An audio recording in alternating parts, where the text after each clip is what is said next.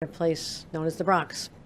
And it was a incredible neighborhood. I had a chance to go there and meet with the victims' families, and it was painful to watch, but I was so proud of the way that the community came together, and we're going to continue to come together for them. Every elected official, every level of government committed to ensuring that they have what they need to resume their lives and to have all the services they need going forward. And that is why I've put in my budget a victims compensation fund, but we're also looking for an emergency appropriation at this time early on to make sure that they have the resources, not just the temporary services that they're receiving from the city, which are great, and other organizations like the Red Cross, but also longer term what happens to these families. And that is a concern to all of us, to let them know that they will never be forgotten by any of us. And again, we mourn those we lost, and our hearts go out to everyone in the community. I am joined today by Commissioner Jackie Bray, the Commissioner of Homeland Security, as well as Dr. Mary Bassett, who will be zooming in from far, far, far away, and I'll tell you where she is in a couple minutes. But first of all, I wanted to give our numbers and to let you know what we're looking at. We're continuing to activate and deploy all the resources we identified and have been identifying for months now as part of our Winter Surge 2.0.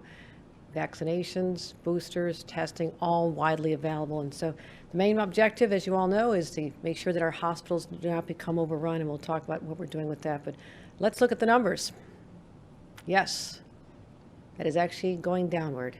48,686 positive cases yesterday. Every one is one too many. And I look forward to the day when that plummets even more so. But right now we have an 18.6% statewide positivity. So you can watch the trend line right here, and that's our positive. The 7-day average is a little bit higher, lagging behind, but looks like we might be cresting over that peak.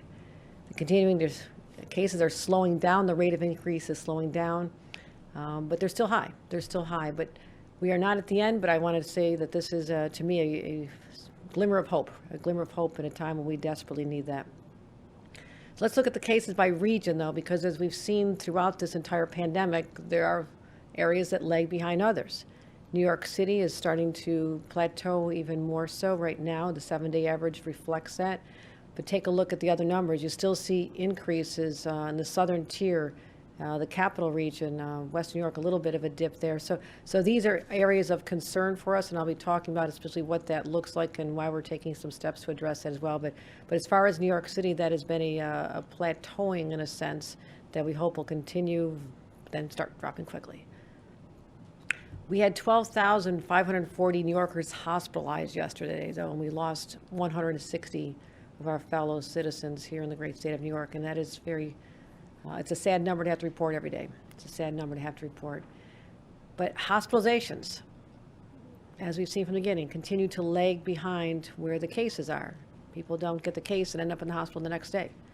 These are individuals, it takes a little bit of time, and if they can't resolve at home or through a doctor's care, then they end up in the hospital. So those numbers are continuing to go up, but the rate of increase is slowing. So hospitalizations continue to grow, but the rate of increase is slowing, and to us, that is very encouraging. And it's just a constant reminder, hospitalizations are everything to us. That is still a very high number of people in the hospital, and that's what we're going to talk about in a couple of minutes.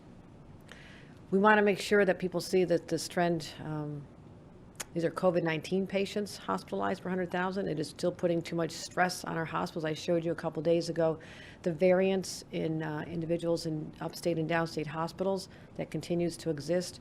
And look at the numbers here. New York City, high numbers, as well as Long Island, but managed better here downstate just because they have the volume. They have more hospitals. They can do more transfers. They have more options. They can share resources. And that's exactly what we've been asking them to do. Upstate, the numbers are continuing to go up without a doubt. So we think that upstate is about 2 weeks behind downstate. We don't expect there to be any different trend in that. It'd be nice if that broke earlier, but we don't see that right now. And we'll talk about what exactly this looks like. We talked about the percent of cases that are actually truly admitted for COVID symptoms. And you see overall, let's look at the overall, the top line. We're still holding the line on the number of people in the hospital. Pre-Omicron, it was about 27,000.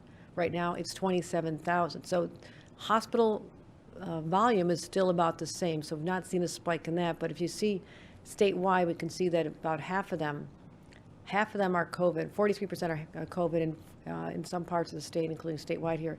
57% are non-COVID cases. So this is a differential. I wanted to make sure we understood and saw what this really means. So diving deeper into these numbers has really been important for us to manage. It does not mean that these are empty beds. This is still a very high number of people in hospitals who need constant care, who need nurses, who need doctors, who need people to take care of them. So, but just to make sure that we have an expectation of what's going on with COVID cases compared to people who are testing positive but are not in the hospital because of those positive numbers. It doesn't mean that everybody's in need of help, and that is still a tremendous stress. If you subtracted out all the COVID patients, obviously our hospitals would not be in trouble at all. We're not at that point. We're still using we're still looking at a situation that we're addressing very seriously. We also talked about, as I mentioned, the variation statewide and the percent that are admitted due to COVID or non-COVID, and extraordinary variance here, from 42% statewide, 49% in New York City are people not admitted due to COVID reasons. They just happen to test positive, while they're only 26% of those in central New York, and capital region 24. The concern is these numbers are going to probably shift in parallel very shortly. So here we go. New York City again is the highest, and overall 36% of statewide admissions were asymptomatic for COVID. We've said all along, this variant is less severe, highly, highly contagious, and that is borne out since we first started talking about this. Our first case arrived here, I believe, on December 2nd when I stood with the then mayor of New York.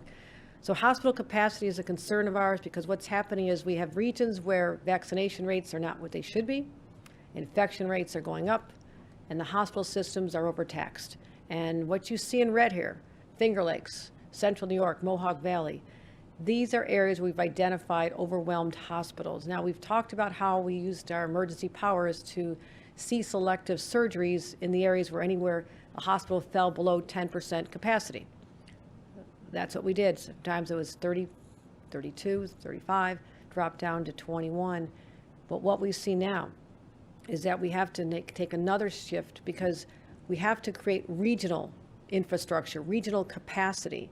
And the way we can do that is to temporarily cease elective surgeries, not just in the hospitals that are below 10%, but in the neighboring hospitals, because I have to have the ability to transfer people to other hospitals when the hospital that they present themselves at can't handle that. That is why we've taken this step, a regional approach to dealing with hospital capacity, because for the first time, we're seeing this confluence of factors. People getting very sick, people not having adequate hospital space, and that's why we're going to regionalize this and make sure that when anyone goes to a hospital, they have the capacity they need. So this is only going to be for 2 weeks. We assess this ongoing. These are not long-term strategies. I want everything to be short-term, so it gives us the flexibility to adapt and adjust. And again, we do not want to have overwhelmed hospitals, because if you end up at a hospital because you're in a car accident or a heart attack, you still need a bed as much as anybody. And we want to make sure that that's available for everyone as well. So these are the areas we've identified as needing that extra support. Constant communication with the hospital leaders in those areas. They know what we're doing. We told them in advance. We gave them time to prepare. And that's what this is all about, working with our local partners. Also, I mentioned downstate, upstate, a little bit of a difference here. Downstate, we've done very well in terms of capacity. There's so many more hospitals that are available. And I do want to thank our healthcare workers once again, always praised in the past. We have to make sure we do not forget to thank them.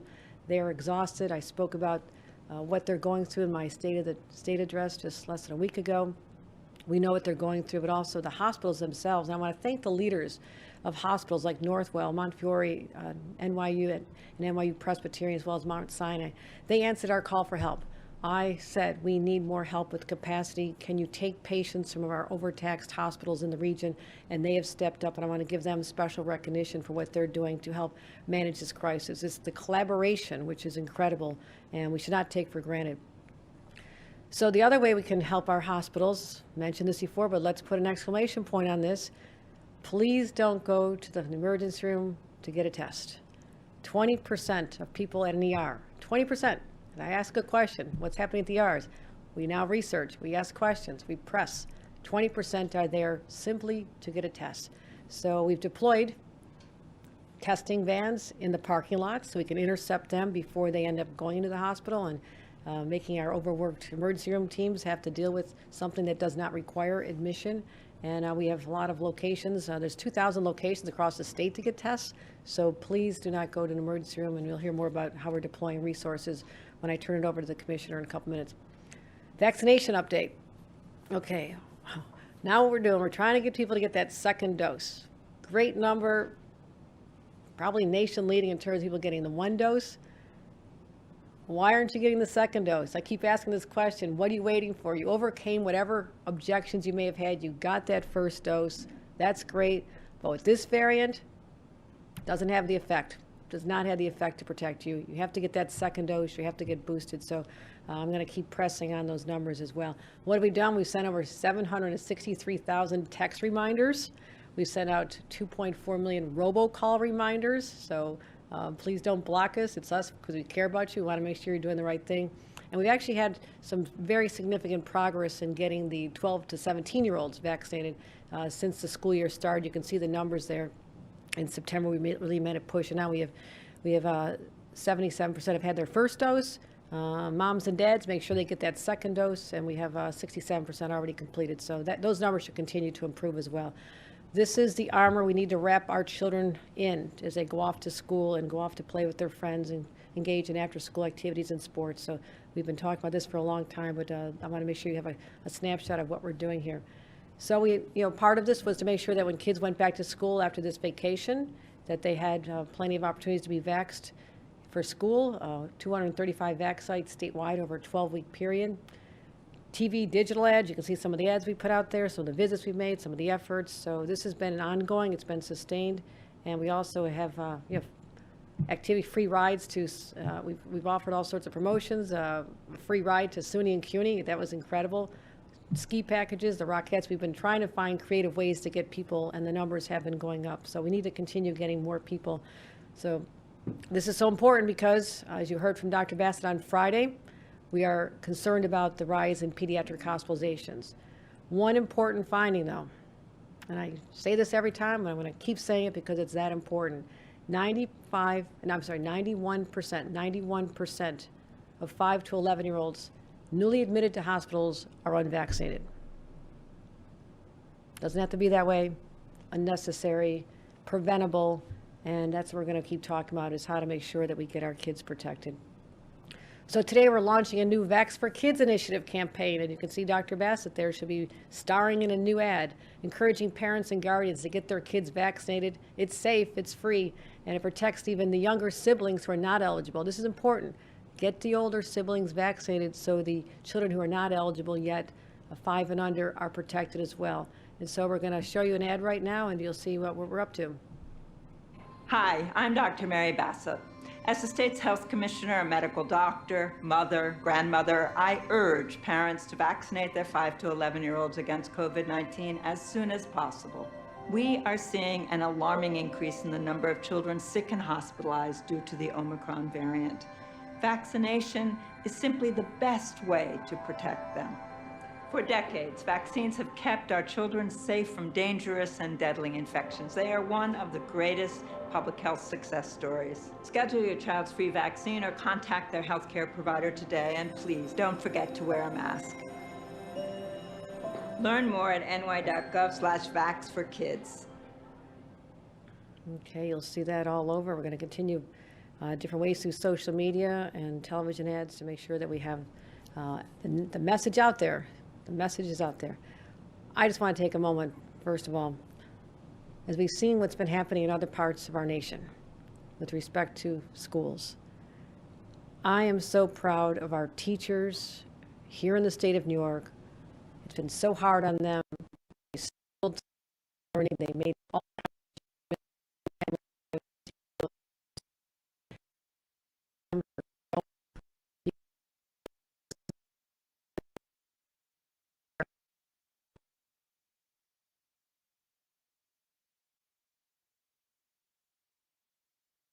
and our Test to Stay program, and getting them literally in the hands of schools so they can make sure that they're sent home if there is a positive case.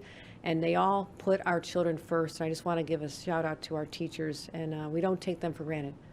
We do not take them for granted. So that gets us to how we're going to get more tests to schools, and I'll give an opportunity for the commissioner to talk about this, but we love those planes coming in. 7.68 million tests to schools so far. That is extraordinary. This is a goal we set in just a few weeks ago. It's hard to believe it's just a few weeks ago. We want to make sure that all the schools are ready for children to come back. Over 3 million to New York City schools, 4.6 million to schools outside, and you would not believe the effort involved and the supply chain effort simply from scouring the country to find where we can get more tests from, putting in the orders, getting them delivered, getting them out there. It is incredible what's been going on here, and I want to thank everybody who's been involved with it. And we have those tests going out. We have more going out to private schools this week as well. So nursing homes, we're going to talk about nursing homes. I told you that we are concerned about our nursing home patients. We're starting to see an increase in cases going through our nursing homes. And again, these are vulnerable individuals, many with comorbidities, underlying health conditions. So we made a commitment, and we've got out 952,000 tests and 1.2 million masks. We want to get those in place before our requirement that people have a negative test before they can walk in and visit, and that's an important way we're going to protect people. So we want to get those in place, and asking people to replace their homegrown favorite mask with a surgical mask, so we have them available at all of the locations as well. So they have to prove a negative test within 24 hours of visiting or do it right on site. So let me turn it over to the commissioner right now for her thoughts and where we are. Thank you, Governor. So as the governor said, testing has been a really important priority of ours. We have ordered 49 million over-the-counter tests. We've received 13 million. We've distributed all of those. Another 500,000 are going out today. We want to be really clear that schools are our top priority for access to these over-the-counter tests. We've got 3 million to New York City schools to date, another 1 million going out at least this week. Over 2/3 of all the tests that the New York City schools have distributed have come from the state. We've got 4.6+ million out to the rest of the schools in the rest of the state, and those will be weekly deliveries. We will continue weekly deliveries until our schools are in the clear. For our nursing homes, as the governor said, nearly 1 million tests have gone out as of the end of the day yesterday, along with over 1 million masks. That will support the testing of visitors. And again, those will be regular deliveries to our nursing homes and to other congregate settings. In addition, we have 21 state testing sites that are open across the state. We have 4 more county-run sites that the state is supporting with staffing. Those are in Dutchess, Broome, Oswego, and Oneida counties. We've got 11 MTA sites will be open and testing people and testing commuters by the end of the day tomorrow. 9 are open today, 2 more tomorrow. And last but not least, as the governor said, when we identified the problem that folks were seeking tests in the emergency rooms, we realized that we could help relieve that pressure. We'll have at least 10 mobile vans outside of New York City. New York City has several dozen additional right outside those emergency departments that are seeing the largest crunch by the end of this week to help relieve some of that pressure. And each week, more tests are coming, and we'll get each week more tests out to folks that need them. Thank you, Commissioner, and for all you do, and please give our gratitude to your team as well. So we talk about tests. Let's talk about how many tests we did. This is incredible. A record-breaking 425,782 tests were performed on the 7th of January. Just as you know, during this Thanksgiving period, we did 182,000, and we thought that was high at the time. So look at, this was all part of our effort to make sure we had tests available, probably more than other states are able to get their hands on because we're very aggressive about this. But also this number of, going upwards of 500,000 tests in one day does not include all the home tests that people are doing, does not include tests that are being offered at other facilities. These are all just ones that have been tested in labs that we operate. So this is only a snapshot of it, but it is still an incredible.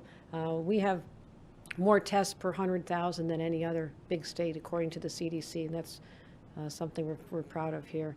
And this, just as I showed at the outset, this virus is changing. First of all, we knew the characteristics early on were not as severe in terms of health outcomes, but we also knew it spread quickly, and it's very contagious. That's why testing is so important, so people can find out if they're negative or positive. If you're positive, you stay home and you stop spreading it to others. If you're positive, you also know that you need to take care of yourself and rest and get better. And if you're negative, you can go on with your normal activities wearing a mask. So that's important for us to know. But I wanted to talk to Dr. Bassett about where we are and also some adjustments we're going to make at this time. And Dr. Bassett, if you're willing to join us. And Dr. Bassett is in a place I'm a little bit familiar with. It's about 0 degrees yes. about 0 up in Buffalo today. Okay, you're there. And I did have to teach her some of the local customs. At this time of year, you don't say hello to anybody. What do you say, Dr. Bassett? You don't say hello, you say? Go Bill. You say, go Bills, go Bills. So I just want to make her feel comfortable. She's doing great, winning the hearts and minds, and I thank her for it. She's such an extraordinary partner to have at my side as we go through this. So, Dr. Bassett, we're looking at some adjustments related to contact tracing. Why don't you give us a little background on what that's all about? That's right, and greetings. It's 6 degrees here in 6, Buffalo, oh, and sorry. it's falling. Yesterday, I was in Rochester, where the hospital leadership expressed a lot of gratitude for the mobile units that are helping with testings outside of the emergency departments.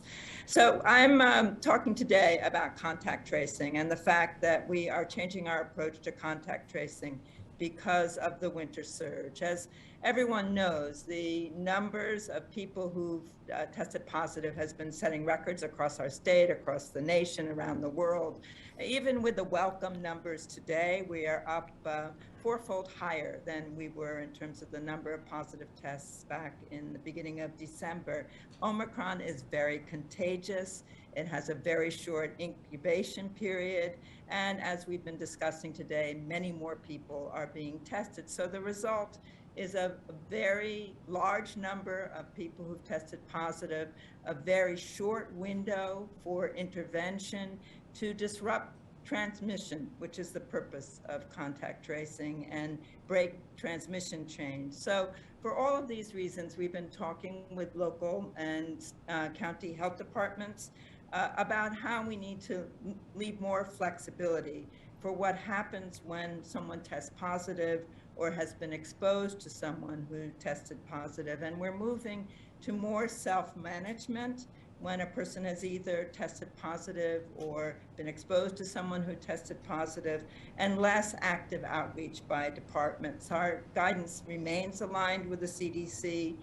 The reasons for this are, first, that it will help state and local health department staff focus on where we can make the biggest difference. That's in testing and vaccination. We will be providing very clear guidance for the public and for employers.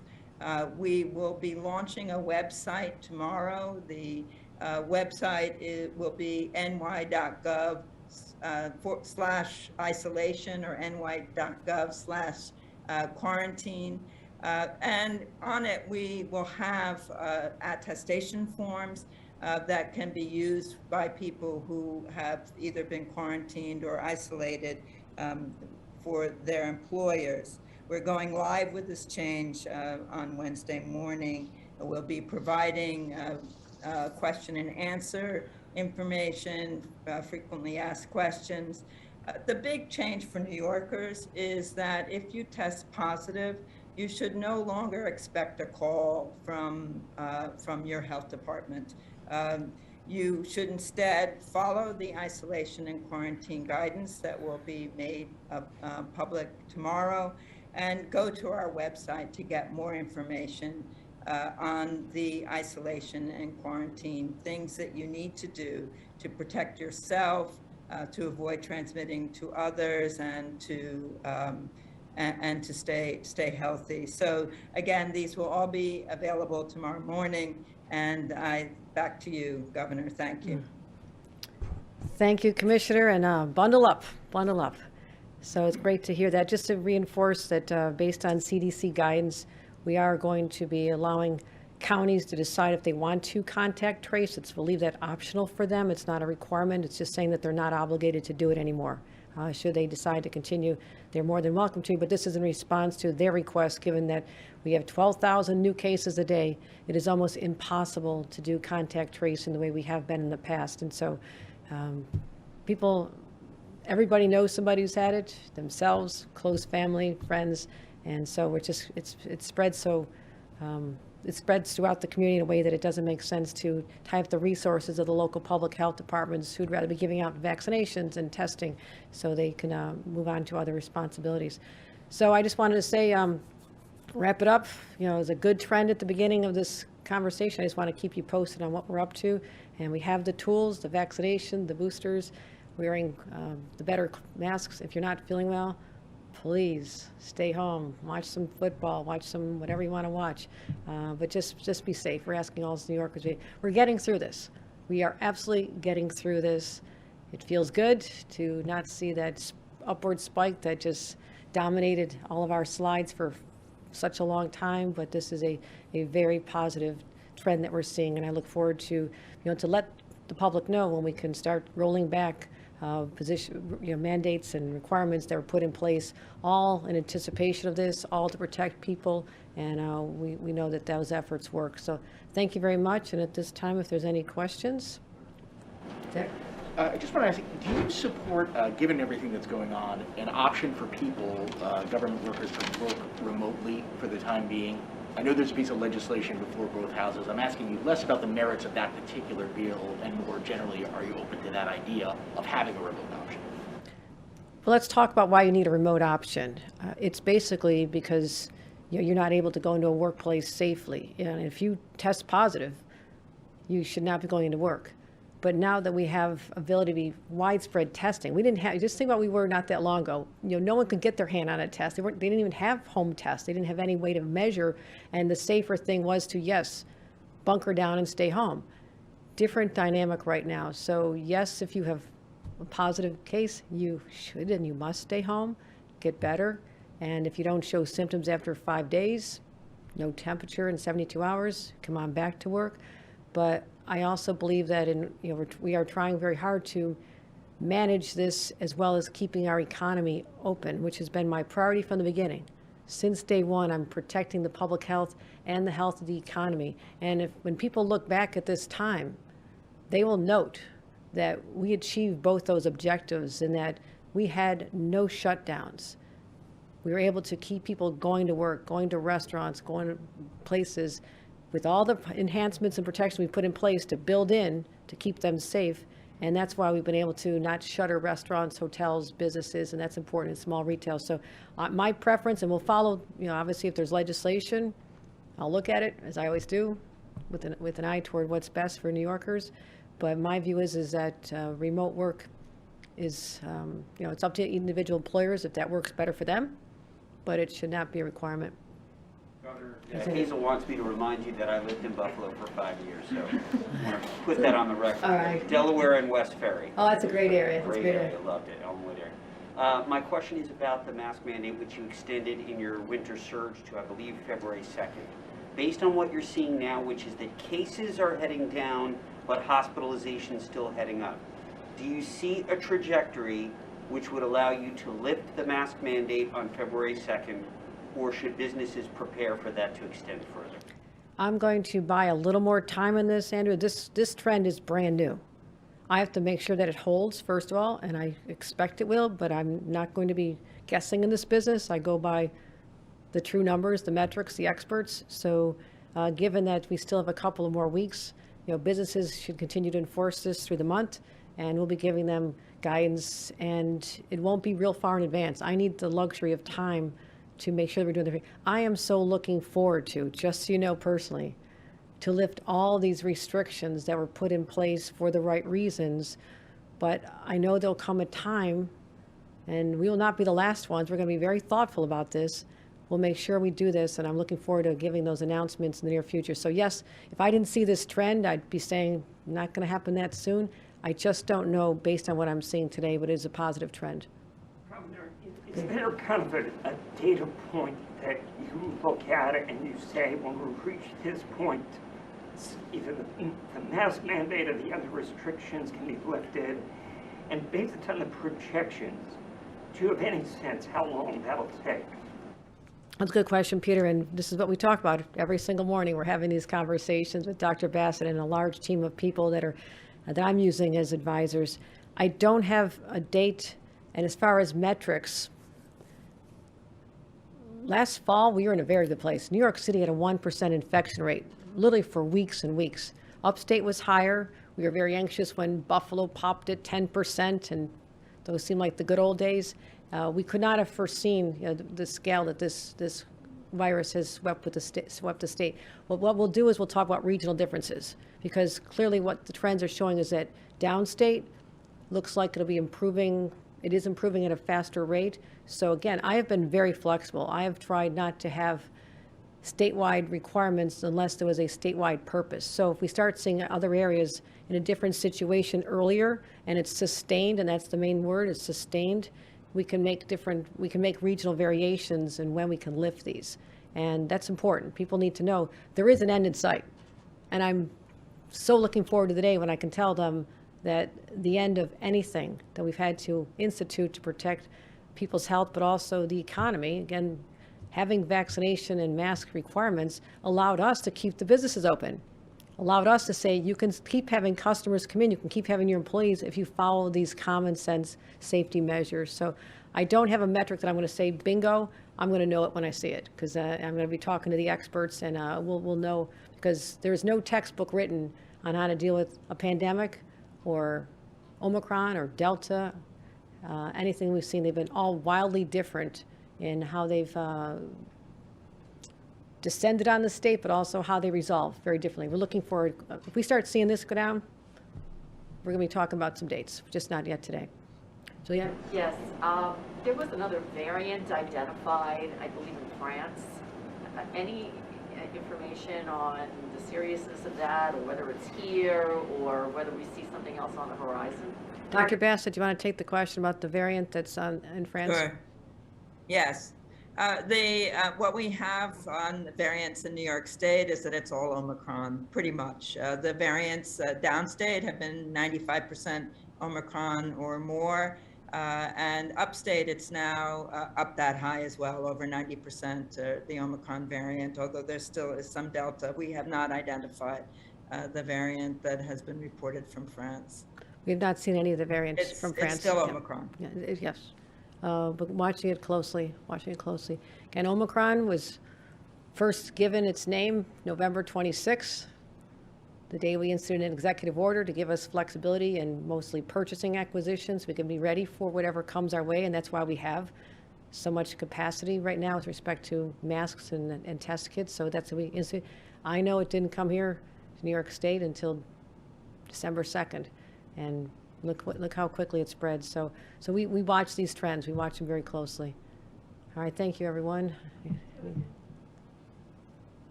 Now, your first question this morning comes from Dan Clark at New York Now. Dan, your mic is open.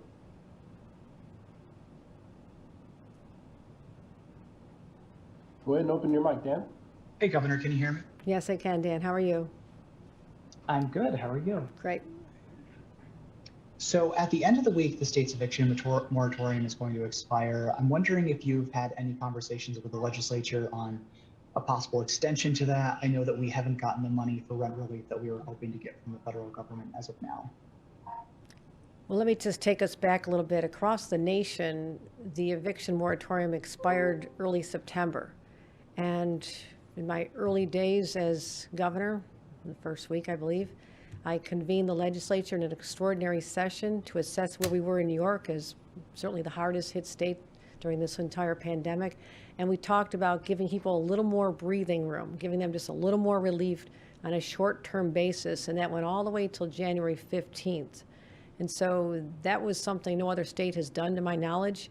And what we want to do is let people know that that is concluding very shortly. I'm having conversations with the legislature on what to do on this issue, but also there's also another option, which is reopening the portal, which is going to be has the same effect in terms of allowing people to take advantage of a situation if they are not able to pay their rent. They can have a cessation of the eviction proceedings for a time being. So we're very, very cognizant of the anxiety surrounding this, but it has been foreseen for a long time. It is very frustrating to us, though, that federal dollars, and we are number one in the nation in terms of getting out the rent relief money from a time when it was all jammed up and it wasn't getting out there. I grabbed this and held it tight and said, get that money out, get that money out. And so we got out the money, and any money that's not out has been set aside and reserved and committed to situations where we're trying to pair up the landlord with the tenant, and that's the only reason that money is not allocated. So we know exactly how much we have, and as everyone knows, this had to be shut down at a time when the money ran out. The federal government said that they were going to set aside money, leftover money from other states that didn't use it. We asked the Department of Treasury for over maybe $978 million of that money to come to New York to help our backlog, because by then we had probably $1 billion worth of individuals who were seeking $1 billion worth of claims. That money, despite efforts, resulted in $27 million. We just found that out this week. So that's not going to get us over the finish line. Today I'm going to be releasing a letter joined by some of my colleagues in government, including the governor of California, to ask the federal government to replenish the coffers, because what I don't want to do is create false expectations. You know, we can open a portal, people can sign up, but that also hinges on the federal government doing what we want them to do, which is to allocate more money to this pot of money. So that's all tied together, and Dan, it's not a simple answer. They're all tied together, but the porthole will be opening at the end of today. We'll be getting some news on that out shortly. Okay. Thank you, Governor. Your next question this morning comes from Mike Gormley of Newsday. Mike, your mic is open. Hello, Governor. A couple items you mentioned from the state of the state. I just wonder if you tell me what you're hoping to accomplish here, what the objective is. One was you're talking about raising the asset limit for earnings and savings, so people could still retain or be eligible for social services. And another one was easing restrictions on residential development around Long Island Railroad and MTA stations. Can you just tell me what you're hoping to get? Right. The second one ties very directly to our overall housing policy, which is to increase the capacity and opportunity for more affordable housing throughout the state. Long Island, as you well know, is a very, very expensive place for home ownership. Many individuals who grew up on Long Island don't have a chance to live in the same neighborhood where they were children and went to school because of the prices are so high of the housing. So Long Island all the way up to Buffalo, up to Plattsburgh, and certainly the 5 boroughs, affordable housing is important to us. So what we want to do is also encourage a transit-oriented development. And what that means by its nature, it occurs around transit stations. And we've seen incredible examples of this. I've been out to Wyandanch and others, and we're state money working toward the objective of increasing not just the opportunity for affordable housing, but also commercial development and reusing areas around trains and subways that have been underutilized for far too long. So these are areas where people don't have to have a vehicle to get to work. They can live there, they can recreate there, they can be their home, but also you just want to lift any restrictions and encourage localities to do this. So that's tied to that objective. The other one is to make sure that we've increased the number of people that are eligible to get services. And this has been a tough hit on all people from all walks of life. This pandemic, as it's winding down, there's still the collateral damage, the fallout from people who have not been able to earn the same amount of income, and so they're falling between the cracks, and so that's what that other adjustment is about. Thank you, Governor. Your final question this morning comes from Marcia Kramer of WCBS. Marcia, your mic is open. Good morning, Governor. How are you doing today? Great, Marcia. How are you? I have actually 2 questions. The first has to do with your Get the Kids Vaccinated campaign. I'm wondering, give us your best argument to parents about why they need to do this and why it's so important. And my second question has to do with public safety in Manhattan, where the DA has said he's not going to prosecute a number of cases. And business groups and others who function in New York City have expressed a lot of concern about the safety of the streets for them to do their businesses. I wonder if you have any plans to either meet with him or other DAs or something to try to help the businesses understand about the public safety for them and bringing their employees back. The first answer to your question, Marcia, is a simple number. 91%. 91% of children lying in a hospital bed today who are in there because they have COVID are all unvaccinated. That is why parents should look at their children when they come home from school and say, do I really want to visit my most precious person in my entire life? Do I really want to have to visit them in a hospital today, tomorrow, or in the future? That is the risk that these children are exposed to if they're not vaccinated. I can't think of a more compelling argument as a mother, because that image, even with adult children, it is hard to think of our own children being in a hospital alone, scared at night, wondering why they're there. It's unnecessary. That is what I'm pleading with parents to recognize. They all have to be vaccinated to go to kindergarten. There's not a single child sitting in school who's not been vaccinated. There's no difference. It's just a different timing. And it's not that hard to do. There's plenty available. Please do this for your children. With respect to public safety, my position is very clear. That's why I address public safety in my State of the State address. I acknowledge there's this unease in the streets of our cities and in communities that are just concerned about, is it okay to go to work? As you mentioned, Marcia, we're trying very hard to get people to come back to our cities and come back to our businesses and downtowns throughout the state of New York. It's critically important. And I had a number of very significant initiatives related to reducing gun violence. I also stood with the mayor, Mayor Eric Adams, and I stood together just a short week ago, talking about our joint commitment to reassuring New Yorkers, particularly in the city, that we're going to make sure our subways are safe, deploying more police officers there. I talked about our effort with respect to homeless individuals to ensure that they have a connection to a safe shelter at night so they don't have to be where they are. And so we talked about our overall strategy, and that should reassure the businesses that you mentioned, who I'm in contact with all the time, I hear from as well. And I want them to know that working with the mayor of New York, we are committed to ensuring that there's public safety for individuals so they don't have to have that sense of anxiety. And we're going to get it done. We're going to get that done. So thank you. Thank you, everyone.